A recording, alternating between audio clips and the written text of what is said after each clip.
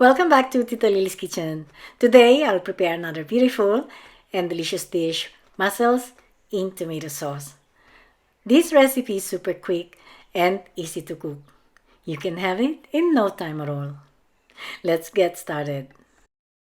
I have here a kilo of live and cleaned mussels that I prepared earlier. So what I did, I pulled those beard that comes and attached to the shells, then give it a bit of a scrub and rinse it well. When we cook mussels, make sure it's alive and always check for the not so fresh one. Shells of fresh mussels are closed, but sometimes they do open. So give it a bit of a tap or put it in cold water and it will close.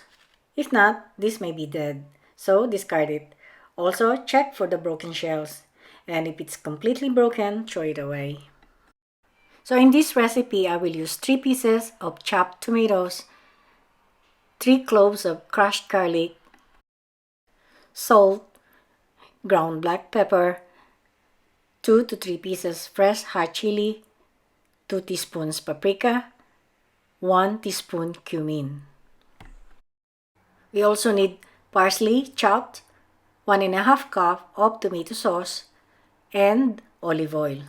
Now we can start cooking.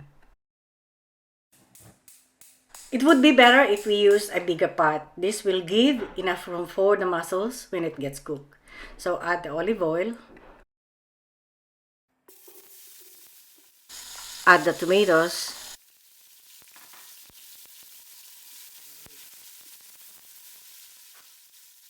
garlic, and saute it for 2 to 3 minutes.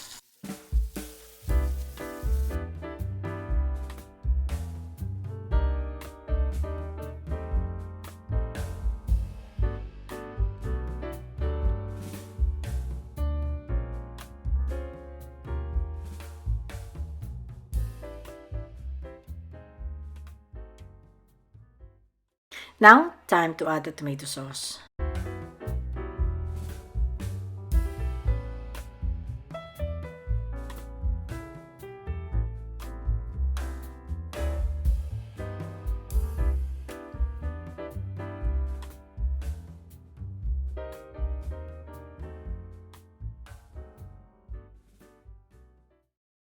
Add half a cup of water, then adjust the heat to medium-low and simmer for 5 to 10 minutes.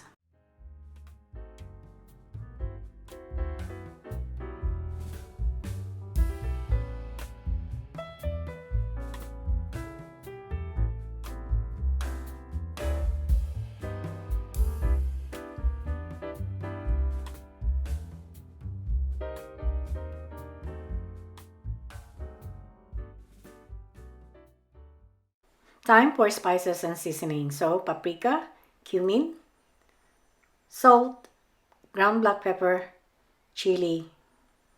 And chili is optional. You can leave it if you don't want to.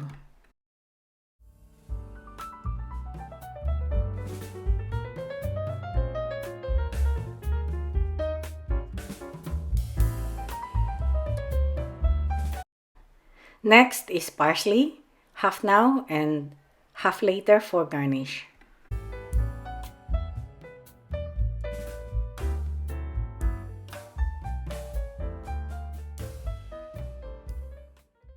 At this point, I'll add the mussels, and this won't take too long, probably 2 to 3 minutes, or till the mussels opened up.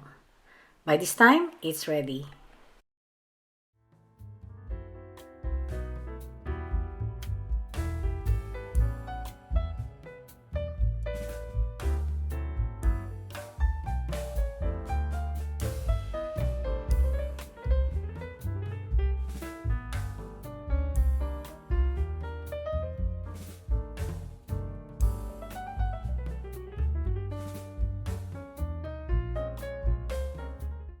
And for the last touch, sprinkle it with parsley.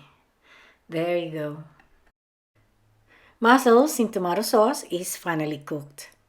And if you want to try this recipe, ingredients is listed down below.